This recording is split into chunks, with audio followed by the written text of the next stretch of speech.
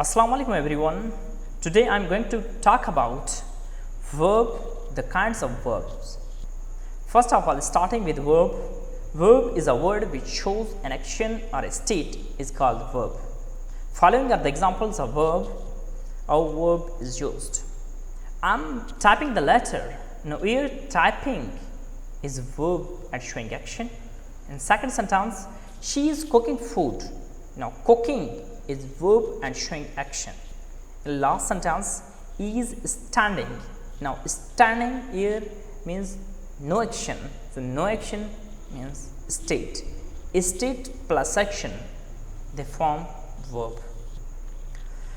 Now coming towards the kinds of verbs. First one is transitive verbs, second one is intransitive verbs, third one is regular verbs, fourth one is irregular verbs, fifth one is auxiliary verbs, sixth one is modal auxiliary verbs, and last seventh one is phrasal verbs. These all are very important regarding any competitive exam. So starting with first one, the transitive verbs. Transitive verbs demands something or someone to be acted upon. I mean that there must be a direct object. Transitive verbs need a direct object.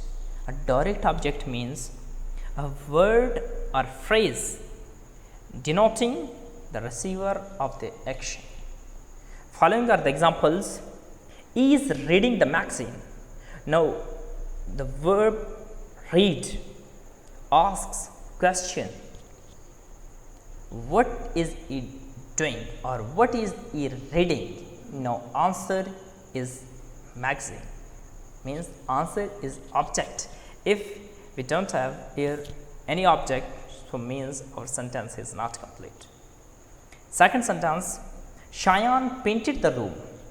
Now the verb paint needs or demands a direct object, because without direct object our sentence is not complete. So now the answer is here object and object is shown. Last one, the mother loves her daughter. Now here the verb love needs or demands a direct object. Direct object or the answer is her. Coming towards intransitive verbs.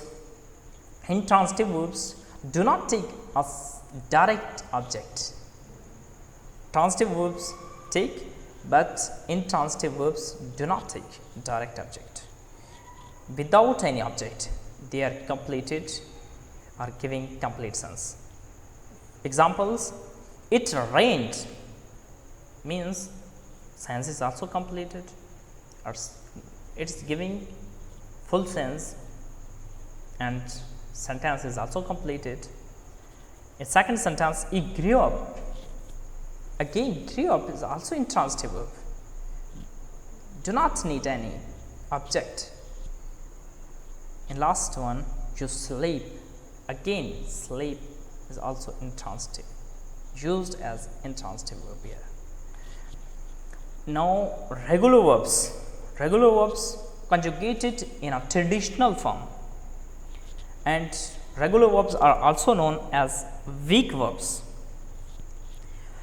For example, if I am talking about accept, now accept is regular verb. Now past tense is accepted. It's very simple. That is why we call it weak verbs, because by putting ed we can make second form and third form of the verbs. Very easy, very simple to memorize regular verbs. I advise you to read books. Now advise here used as regular verb. In second sentence, we are making it past tense, just putting ed. I advised you to read good books. Last sentence, I will advise you to read good books. Now these all are regular verbs, and regular verbs are also known as weak verbs. Coming towards irregular verbs. Irregular verbs do not follow single pattern, means do not follow one pattern like regular verbs.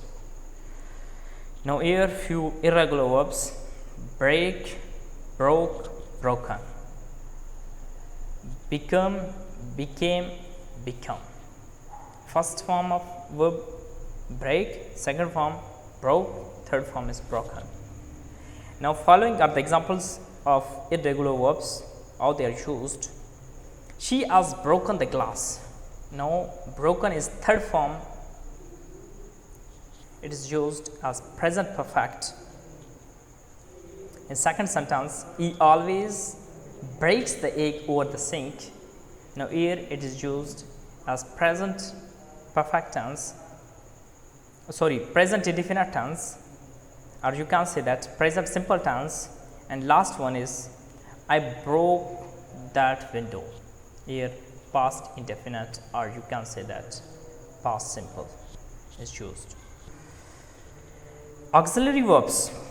Auxiliary verbs helps to form a tense or mode of some other verbs. Auxiliary verbs are also known as helping verbs, add functional or grammatical meaning to the clauses in which they appear, and you also can say that they perform several functions, or like in shape of tense, provide time reference like present, past or future. If we talk about the grammatical aspect of auxiliary verb, so it expresses how verb relates to the flow of time. Now few auxiliary verbs are here: is, are, am, was, were, been, be, been, and have, as, do. Following are the examples: is making dinner for us. Now here is auxiliary verb or helping verb. Without is, our sentence will not be completed. If we extract is here, that sentence will not give complete sense. Second sentence, I do not know how to deal with the statistics. And last sentence, she has been running for over an hour. Now these all are auxiliary verbs, and without auxiliary verbs our sentence is not completed. Modal verbs. Modal verbs indicates possibility, permission, ability or obligation. You can say that duty. Modal auxiliary verbs are as following. Their examples: first one, possibility. How they are used. It may rain.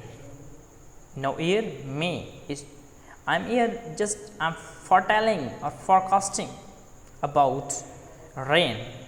Just I will say that it may rain. Now may is showing the possibility. Second sentence, may I take your newspaper.